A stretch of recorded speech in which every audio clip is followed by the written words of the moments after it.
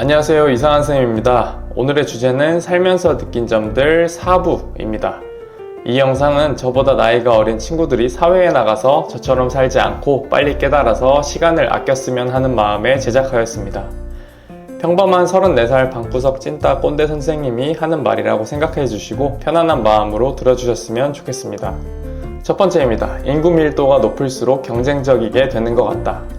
제가 서울을 갈 때마다 느끼는 점은 사람들의 얼굴 표정과 전체적인 분위기가 다들 바쁘고 경쟁적이고 여유가 없어 보인다는 것입니다.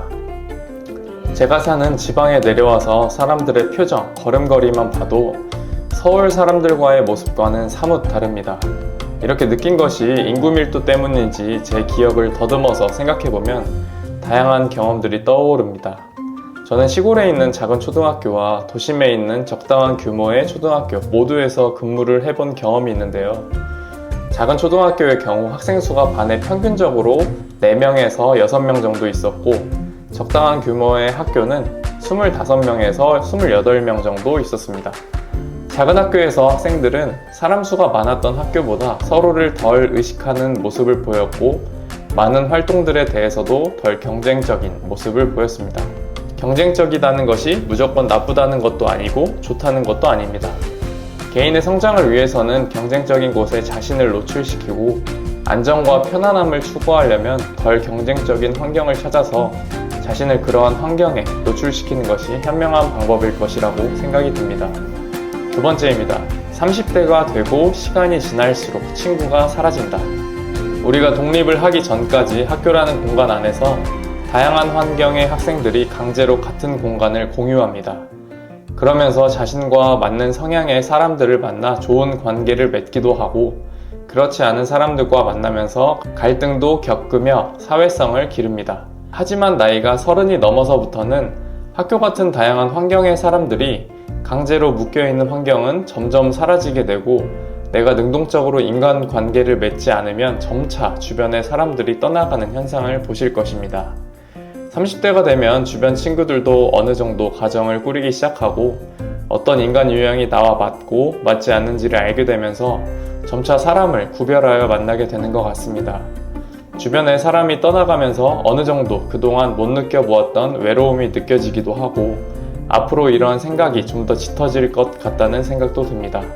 사람들이 그래서 30대가 되면 가정을 꾸리고 안정감을 찾으려고 하는 것 같습니다. 세 번째입니다. 내가 이룰 수 있는 가장 큰 업적은 아이를 낳아서 괜찮은 사람으로 길러내는 것 같다. 어렸을 때는 꿈도 엄청 컸었고 모든 것을 다 할 수 있을 것 같았지만 나이를 먹어가면서 느끼는 것은 내가 참 보잘것없는 사람이고 세상에 큰 영향력이 없는 60억 명 인구 중에 한 명인 것 같다는 것입니다.